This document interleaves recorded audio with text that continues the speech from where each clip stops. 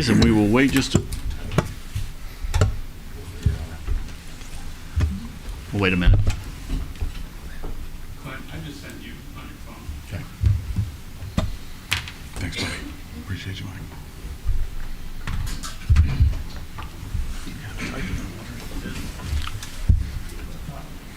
Are we good, Clint? So good, bro. Excellent. Call the meeting to order. Those that care to, please stand for an opening prayer and pledge of allegiance. Mr. Cameron. Let us pray. Heavenly Father, we just thank you for this day. Thank you for the weather, God. Just thank you for this community. I pray, God, that tonight you just lead and guide us and direct us in all that we do and all that we say. And thank you for all you do. In Jesus' name, amen. Amen. I pledge allegiance to the flag of the United States of America and to the republic for which it stands, one nation, under God, indivisible, with liberty and justice for all.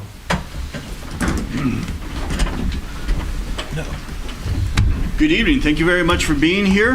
We would like to start things off with citizen participation. This is for anything not on the agenda. Please approach the podium, state your name, your address, and you will be able to speak to anything that is not on the agenda tonight.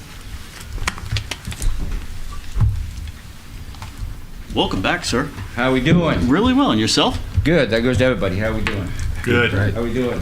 Good. Good. You have 3 minutes. Please state your name and address and tell us what you'd like to tell us.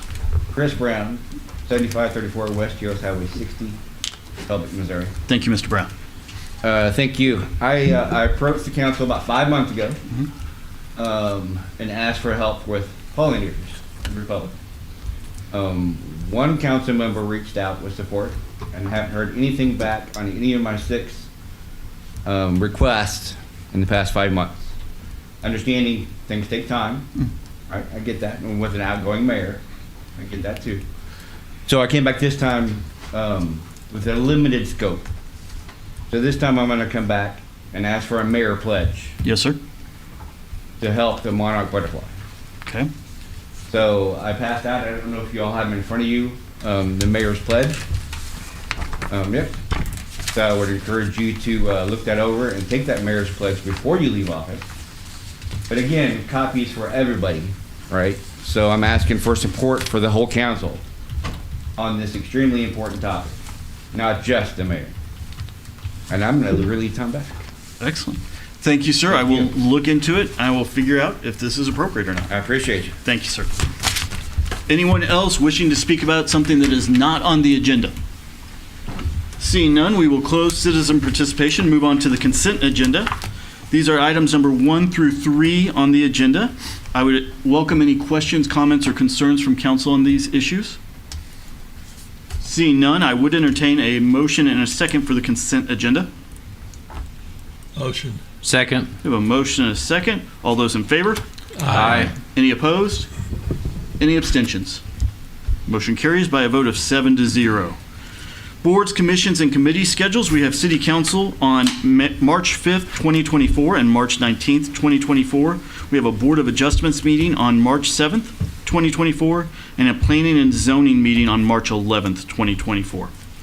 Next on the agenda is item number 4. This is a public hearing. I would open a public hearing of the City Council regarding amending Title 8, Chapter 805, Section 805.100, Utility Administrations of the Municipal Code of the City of Republic. I would open that up, and you're right in front of me. Here I am. Excellent. Thank you, Mr. Mayor. Andrew Nelson, Assistant City Administrator.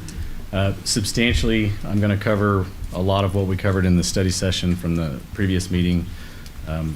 Go through it a little bit quicker, but for the sake of the public meeting, public hearing, we're going to go through the majority of it. And what I want to say too is a lot of this information really applies to all of the wastewater agenda items. So when you see me later, I'll be referencing back to compliance for the City of Republic, as we know, started really in the early 90s. And that was resulting of the city not having a proper facility to treat wastewater. There were a series of agreements that the city enforcement agreements that the city executed with MDNR in order to come up with a facility plan for both capacity and compliance with the Clean Water Act. So those agreements happened in the early 90s and into the like late 90s, 1997. But there were three actual ballot measures that were put out to the citizens regarding that compliance issue and the wastewater treatment facility. Two of them failed, the first two, and that would have relocated the wastewater treatment plant to the north side, or to the south side, sorry, where our Schuler Creek lift station is currently. The third one expanded the wastewater treatment plant in its current location, which is on the north side of the city. And I reference that because a lot of the, not a lot, but about 30% of the capital improvements that we're making right now are related to that system that we run that actually runs to the south side of the city and then gets pumped back to the wastewater treatment plant in its current location. Good, I have a visual. So just referencing that, generally everything in this circle runs to the Schuler Creek lift station and then gets pumped through the city back to the wastewater treatment plant. Just a small portion of the city actually flows directly to the wastewater treatment plant, and we've implemented some of the early CIPs in order to facilitate that flow down to the Schuler Creek.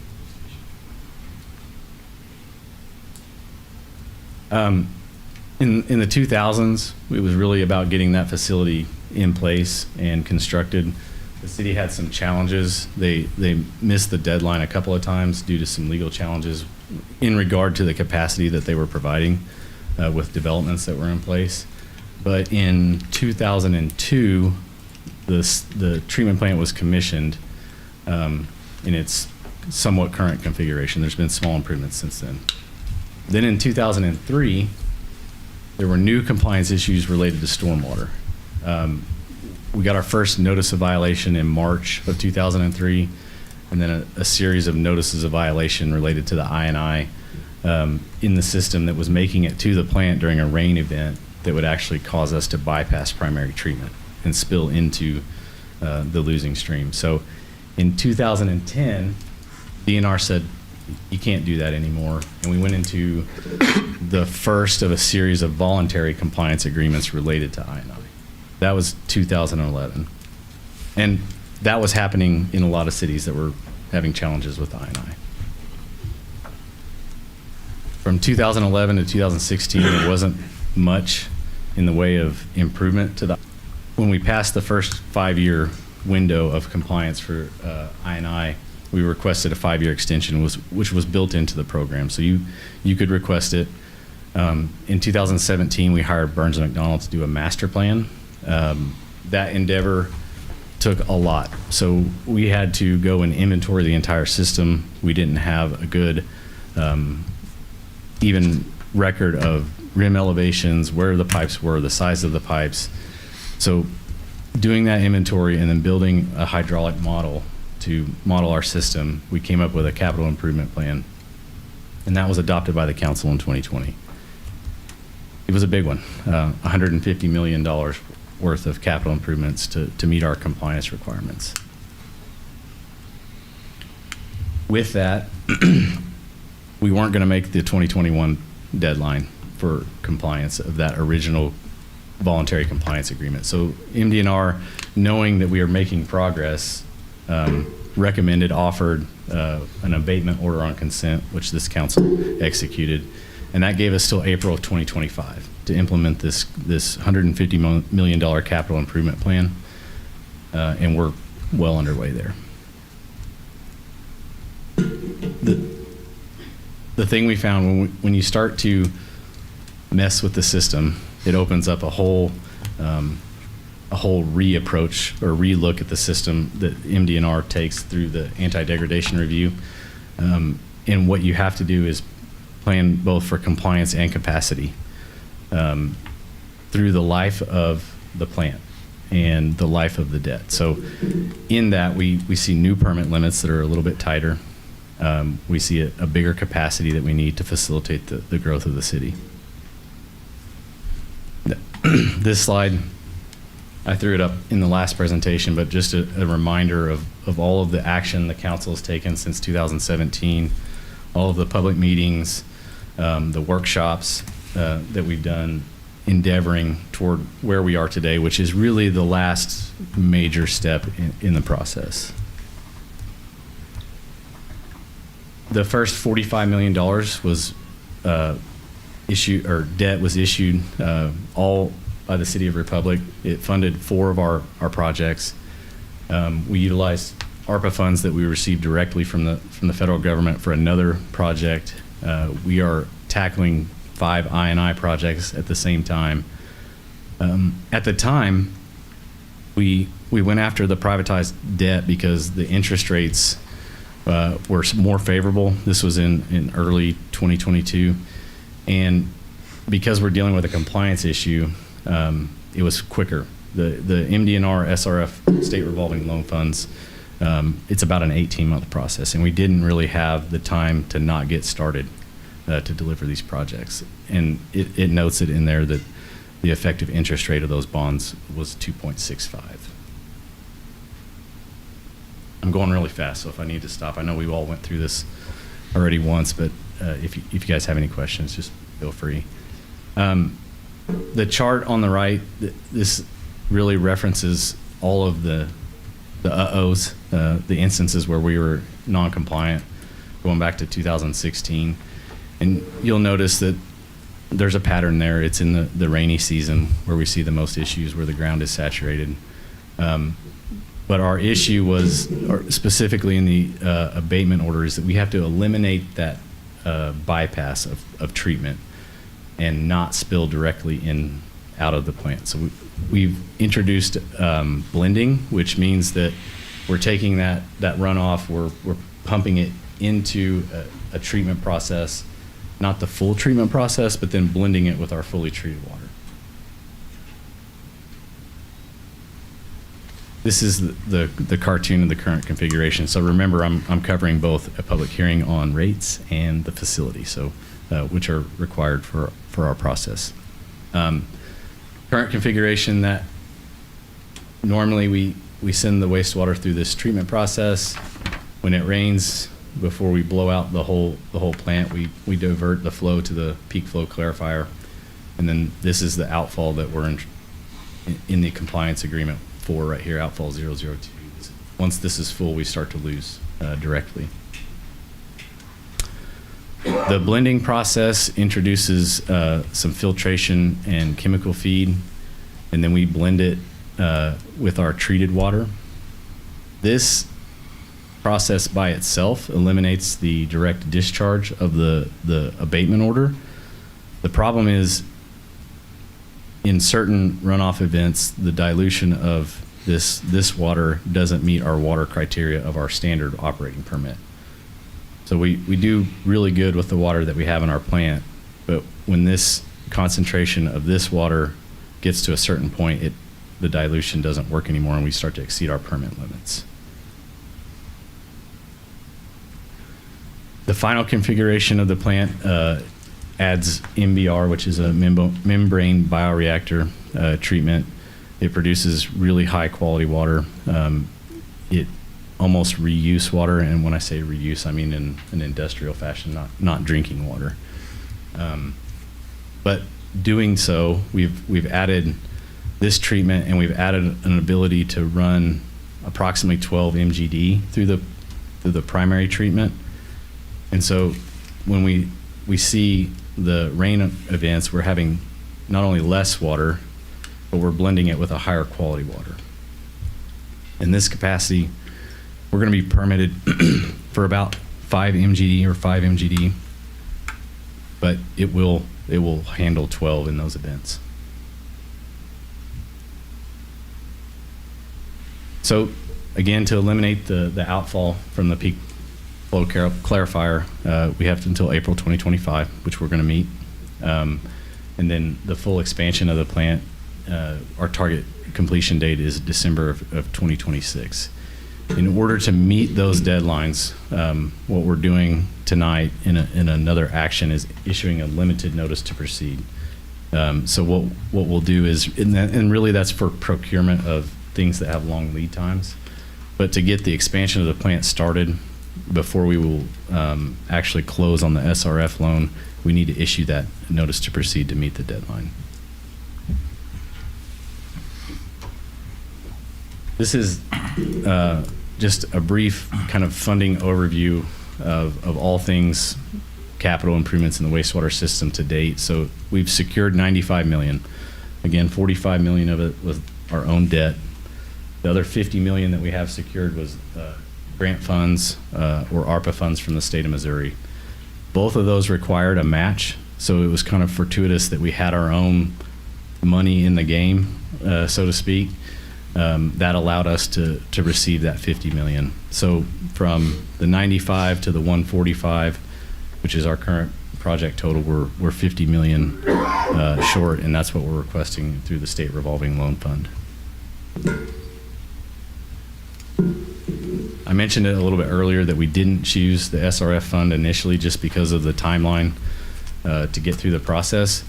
But we started that process back then knowing that we would have to fund future capital improvements and potentially that if we didn't receive full grant funds for all of the project.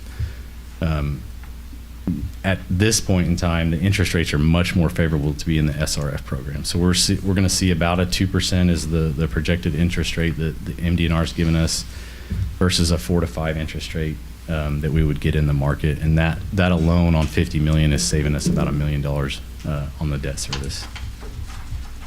The other benefits to the SRF program, we're not required to take all $50 million. It works kind of like a construction loan or a drawdown loan. If we receive additional grant funds in the future, between now and finishing the project, we wouldn't have to use all of those funds, and there's no penalty for an early payout. Part of the process and why we're doing the public hearing tonight is when you request that loan, you have to show that you've implemented the rates necessary or have the ability to implement them by the end of the project. So December 2026, in effect, really January of 2027, we have to have rates in place that would fund this debt. The rate structure that we've had in front of you is that rate structure. It gets implemented in the first effect about a year from now. The first bill effective would be February of 2025.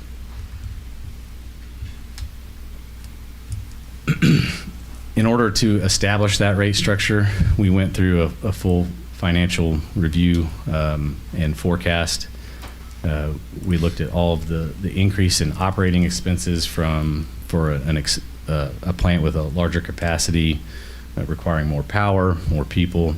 We've projected that through 2029. We've added in the debt service, the capital projects, and then the flow of those capital funds as the projects get built through 2027. One of the main drivers is down here in our debt service coverage. So part of the requirement, and I think Bob would tell me just sound financial practice, is to have a debt service coverage of 1.2. This is that proposed rate structure implemented through 2029. The bulk of the increase is in the first 3 years, and then 28 and 29 are just kind of our standard inflationary rate adjustments. The council sees the rates every year during the budgeting process. Now, we would approve this 5-year structure, and if we were going to amend one way or the other, up or down, we would do another public hearing, but we look at it every year. Part of the projection process for revenue in our rates is the growth of the city. So it makes a huge impact to the rates necessary depending on how many users we see. So what we always do, just like we do with sales tax, we project conservatively.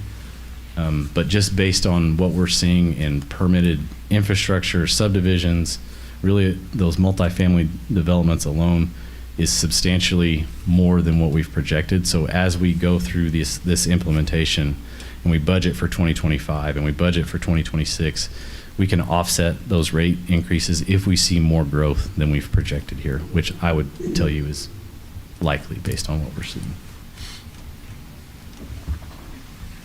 This breakdown kind of gives you a feel for the user class and the impact.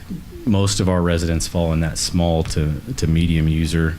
And so that first rate increase in 2025 is $6 to $12 on their monthly bill. This is just a breakdown of the rate and what it funds. You'll see that roughly 42% of the rate pays for the operation and maintenance of the system. The existing debt, which funded mostly the collection system relative to where the plant's located, and then our new debt.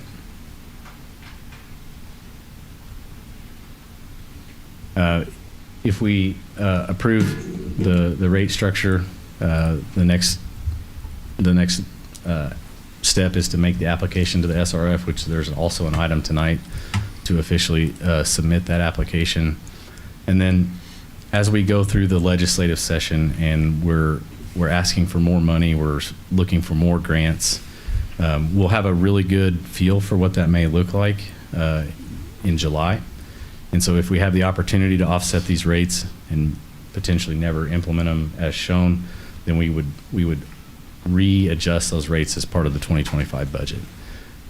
If not, we have from July through February of 2025 where our residents would see that first increase to start the communication of what they might expect in their bill.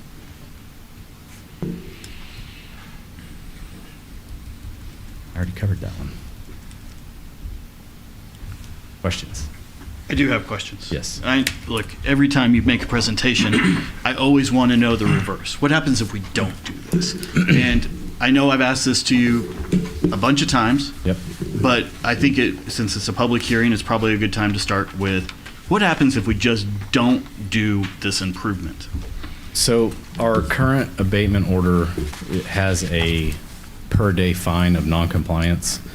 And I think that is roughly 100 for the first day, 1 through 30, 250, and then up to 500 after 90 days per day. So we start getting fined. Correct. Who fines us? MDNR. And it's not, they don't collect the fine. I want to say that. They're not incentivized to collect fines to create revenue for MDNR. Those fines generally go to, I believe, the school or a local organization. After that, the abatement order expires. Likely we would go into some other enforcement action that can be an abatement order without consent, which ours is with consent now. It can go to consent decree, which is, I would say, the most severe, where they're telling you what you're going to do to address the problems. There's implications to the ability to add users to the system if we're non-compliant. I would say, in that history of compliance, there's been not just fines, but instant civil penalty depending on the severity of a non-compliance issue. So if we didn't do it and it was really bad, the civil penalty could be much more than just the fines in our abatement order. They would assess the overall impact. Do you have an example of what a civil penalty might be? There was one. Let me get back. Because if I don't, I'll tell you the wrong number. Let's see. It was. I'm sorry, Andrew. You know me. I just always want to know the worst case scenario. So the 2001 issue, it was $44,000. Okay. And that was probably the most severe of the agreements that were modified in the time. And the city also agreed to some other limitations as far as water quality that are causing some of the improvements that we have to make today. And I know that you said this during your presentation, but I want to say it back to you a little bit differently to make sure I understand. This costs $150 million. We are at 95 million right now. We need another 55. Is that correct? 50. We need another $50 million. Now, Jeff City has helped us out a lot. Jeff City and our local legislators have gone and gotten Republic $50 million so far. If we were to get another amount of money, how would that impact the Republic citizens? It directly. I mean, Explain that. so in rough figures, every $1 million is about $1 in the bill. So the 50 that we have so far is saving almost 50. Okay. So when we give Mr. Cameron a hard time about going to Jeff City, he's actually trying to save the citizens money. Yes. I'm asking all the questions, guys, and I apologize for that. I would like to open it up. Yes, sir. Yeah, earlier today I was reached out to by somebody, and it was great. Her name is Lillian. She lived here for 25 years, and it was a great exchange of information, ideals. But I did promise her during that I would ask explicitly, speaking about the money that we've already procured, are we doing everything from your offices to continue that and go get more? Yes, and do you want to take that? Sure. The answer is yes. It is an active process, which it is every legislative session.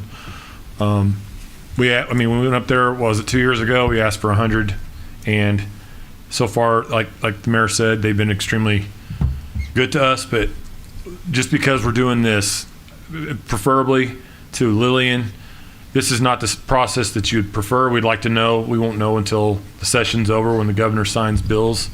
But yes, this is the number one priority that I have utilized in the last 3 years over anything else. So we're pretty adamant about it, that we believe that there's a partnership there, and we're going to continue to do that. So yes, emphatically, we are working hard on it.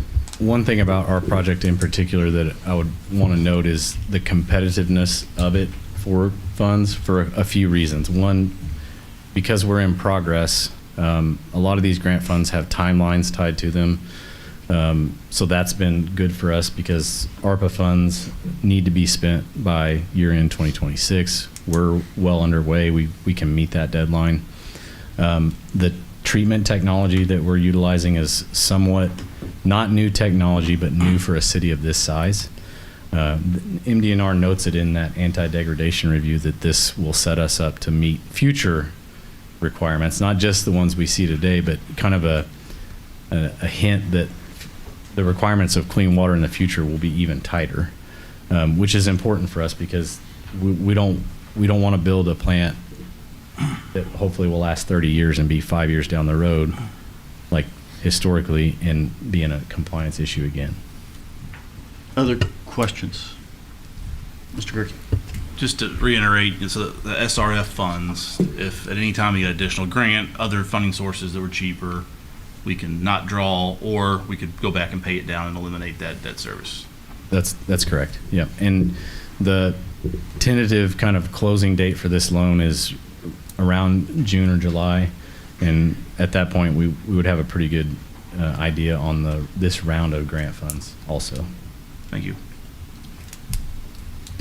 Mr. Cameron? Mr. Mayor, so one thing for Andrew, I know you've covered this extremely well. It's important to note when we started this process, when you go all the way back to the beginning of how long there's been non-compliance, the issue has never been truly addressed. And what you need to understand as well for the community, every 5 years, DNR issues a new permit. So to release waters to the waters of the United States, there's a permit that's required every 5 years.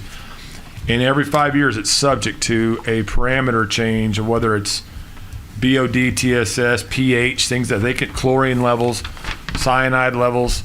Every 5 years, that could be up in the air. And so what we wanted to present to this body, to this community, was a 25, 30-year plan that would address where this goes after the phosphorus limit. You hear a lot about that.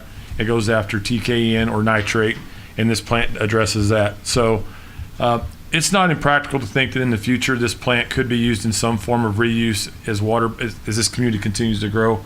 There is a huge asset that's being listed, and the team at Burns and Mac pulled together a great plan. But that's the why. The reason we have to. It's like I've always taught Andrew. It's like we're having to going from driving 60 miles an hour down to 10. That's what parameters do. So I'm really proud of the product that they've come together that will ensure, because you ask us, Mr. Mayor, one, will this keep you out of jail? And then two, will this solve a 20, 25-year solution? And it does. Before I open it up for citizen participation, I do want to ask Mr. Nelson, in our notice for public meeting, we offered to let the citizens write in any comments, questions, concerns. Did your office receive anything to your knowledge? I did not. Laura, did you receive anything? No, we did not. Okay. Thank you, sir. I'm going to open it up to citizen participation on this public hearing. Are there any citizens wishing to speak on this issue? Seeing none, I will close citizen participation. We will move on to item number 5 on our agenda. Did you kind of cover it together? Yeah, it is the next public hearing. All right. So, yeah, you covered it together. Or, yeah, you want to stand up and talk some more. Well, I got to open it. Let me open it. All right. I'm going to open a public hearing of the City Council regarding for comments on the wastewater treatment facility plan for expansion and potential impacts thereof. Anything additional you would like to add to this topic? Just that the process requires us to also do a public hearing for the actual improvements to the facility and the potential impacts. If anyone has concerns about the environmental impacts, this is the time for that as well. Any questions, comments, or discussion on this issue? Seeing none, I would also open it up to citizen participation. Any questions? Yes, ma'am. You're allowed to approach the podium. You'll be given 3 minutes to speak. And it's more of a question. Yeah, sure. Oh, bring this down. Yeah. So I have to tell you my name or just Would you ask the please? question? Tana Pullis, 1036 South Cumberland Avenue. Question I have is, so the compliance that we will be working toward, is that strictly the quality of the output, or is it also going to increase the capacity? So let's say we're treating 40 million gallons now. In 2029, will that be doubled or that capacity? The second question is, what's the receiving stream for the effluent? Somebody's done their I homework. like that. That speaks my language right there. Pop quiz, Mr. Nelson. So on the first question, it also addresses capacity. So we've done growth projections through the window of the debt and the life of the plant to address just average day capacity for the plant. That's the 5 million gallons. And then we've added, there's additional capacity there to handle the I&I. The second question, I believe that is the Little Sack, Dry Sack? Dry Sack, I believe, and it's a Stockton tributary. It's a losing stream as well. Yep. Yes.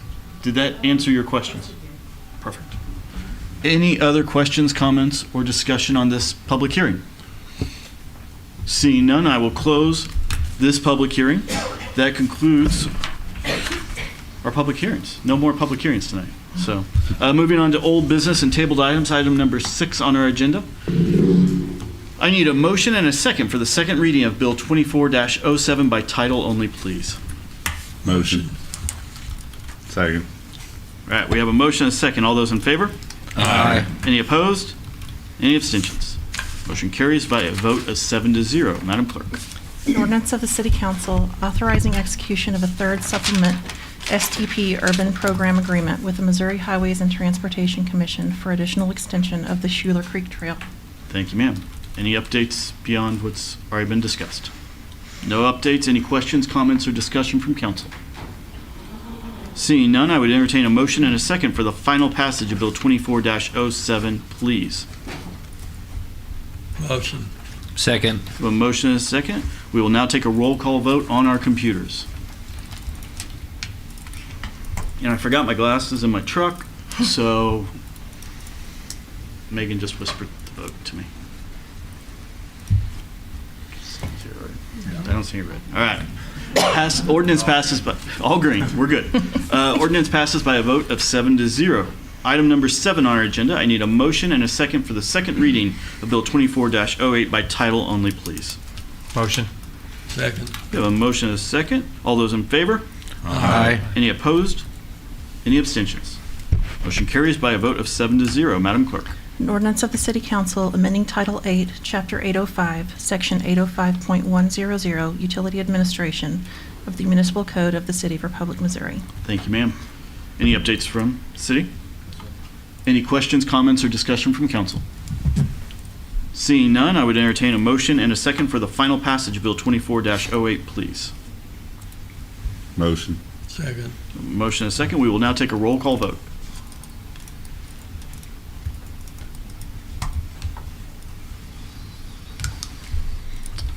Ordinance passes by a vote of 7-0. Moving on to resolutions. This is item number 8 on our agenda. This is 24-R-07, a resolution of the City Council authorizing the city's application to the Missouri Department of Natural Resources State Revolving Fund, SRF, for funding to be used towards required capital improvements to the wastewater system.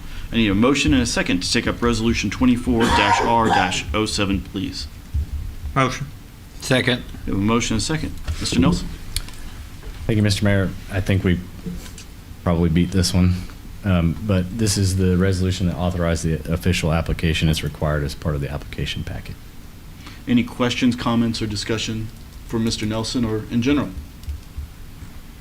Seeing none, and as this is a resolution, I can call it immediately for a vote, which is what I will do. All those in favor of 24-R-07, please vote aye. Aye. Any opposed? Any abstentions? Resolution carries by a vote of 7-0. Item number 9 on our agenda, this is 24-R-08, a resolution of the City Council authorizing the execution of Amendment 1 to the Phase 2 Contract Price Amendment for the Wastewater Treatment Facility Expansion Project and issuance of a corresponding limited notice to proceed. I need a motion and a second to take up 24-R-08. Motion. Second. Mr. Nelson? Thank you, Mr. Mayor. This is an amendment for the Phase 2 expansion of the plant. The limited notice to proceed authorizes us to go and start procuring technology, equipment, honor the bid prices, which is the most important thing, because we have a short window to make sure that those bid prices stay valid.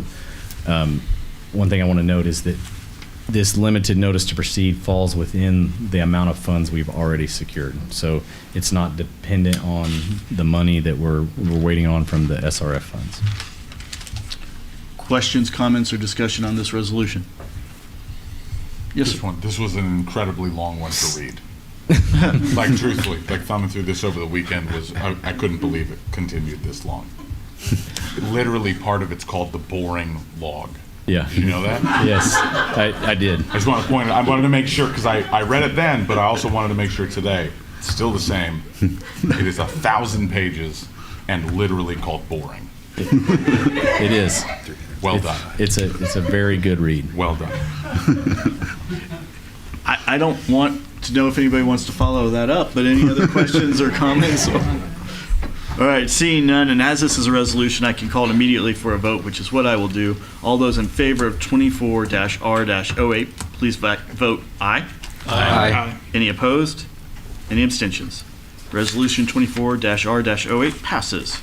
Moving on to reports from staff. Mr. Cameron. Thank you, Mr. Mayor. I will be very brief. I always say that, right? Famous last words. But Allie, Brian, Jason, this is to the council, to the community. This is the staff. This is the team. Not all of them, but this is the group that has helped us lead and navigate this. I will say this was the best decision, hiring Burns and Mack, possible to lead and navigate us. You guys have been incredible. The reason why I believe that we've been successful in Jefferson City, I believe the Burns and Mack name goes with us there too. And I believe by hiring and selecting you all, when I'm walking through the Capitol and we're talking about it, they're like, listen, this is who they hired, this is who's working on the job. But I also believe because we went about it in such a way to have our plan, that I looked and kind of went hat in hand saying, we're sorry. Wish that this could have been handled by the city before, but we're onto it now. And so I just want to tell you that group right there has been instrumental in us having the plan that is presented. And I think, it's when you plan well and you present well, and then, we went up there and explained it. We went and borrowed $45 million. We went there with the 45 and said, we're not just coming in with our hand out, we're actually wanting to partner. Having those plans together is no small order. And you saw all those. I'm amazed at that slide deck that shows how many times we've brought this. But Mr. Mayor, you asked me one time what keeps me up at night. It's about 2 years ago I said it's this wastewater issue, because it is what stands in your way if you continue to have these problems. And so to see where we're at to this capacity, to this place, I feel like that the city's in a good place. With that, we will work. There is a lot of incentive to go to Jefferson City and keep working on this, and I believe that it's drawn the attention of our legislators. They support what's going on. You've obviously got Convoy, Amazon, even all the small businesses, they see the impact, and they're benefiting from it as well. And so we will continue to fight for that. I was going to bring that up anyway, council member, but it just, it's still something that is very much on our mind and what we need to go work on. But again, we're having a very good session. But as you can see, there's not been a lot going on. It kind of got stalled a little bit. But with that, I also want to, I wasn't going to, but Jared, Jennifer, Garrett, to the Parks team, man, you guys are rock stars. Think the world of you. And we go through rough patches. We have some bad days. But I'm going to tell you something. We learn from it and grow. And you guys do an awesome job all the time. I just want to tell you how much I support you and appreciate you and all of our city employees. Andrew, absolutely, proud of you for learning all that terminology and sharing it, because that's not an easy message to deliver. But it's just nice outside. I hope we can start enjoying the weather. So that's all I have. Thanks. Thanks, sir. Discussion from council. Council reports.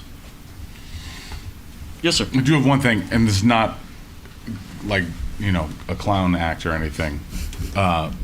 When I was typing up my thought process and how I was going to vote tonight about the wastewater stuff, it put a little bit of clarity into me as to why I feel the way that I feel about it.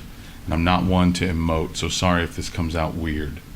But when Andrew put up his presentation, and it started with the history of this, and it was August of 1994, and I was 10 years old. Gary was 67. That's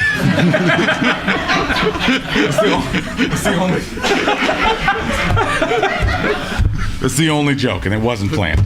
Sorry, Gary. But I was 10 years old. And this is not to disparage anybody that came before us in this city, but for every administration, every group of people who sat on this council, it just kind of got passed and passed down, and now it's your problem. And here we are, and we are the generation who has said, no more. Like, my kids aren't going to have to deal with this. We're going to step up and do something. And I hate it every time I open my sewer bill now. A year from now, like, I have all your phone numbers. Like, I won't be here, but it's going to be terrible to be you. Like, you're going to hear from me all the time because I get bummed out whenever I open that letter. However, the silver lining to me is the point of pride that I feel and felt today when communicating about it, that this council and this generation said, we're done passing the buck. As bad as it is to pay it every month, my kids won't. And that's pretty cool, I think. Again, that's not to disparage anybody who came before us, but we can put a period at the end of this sentence, and that feels pretty good. So all the work you guys have put into it and have saved us, the citizens, money is appreciated. I hope you can do it some more, truthfully. But boy, it feels good to know that my kids won't have to. So thanks for that. Thank you. Very well said. Anyone else? Seeing none, as a mayor, I get the last word, and the last word tonight is go enjoy this beautiful evening. Get out of here.